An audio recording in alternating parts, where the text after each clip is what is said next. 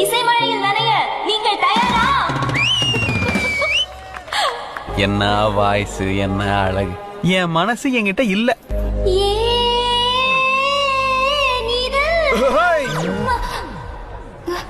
என்ன குளிர் ஜோரமா? சாரி, ஏன் இப்படி சொதப்புறீங்க? கரெக்டா வாசிங்க. ஓ, அதான பார்த்தேன். அங்க ஏதோ பிரச்சனை.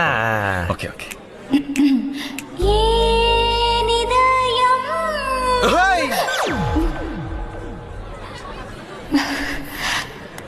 இந்த குரலை தான் ராத்திரி முழுக்க பாட வச்சு கேப்பீங்களா எம்டி சார்?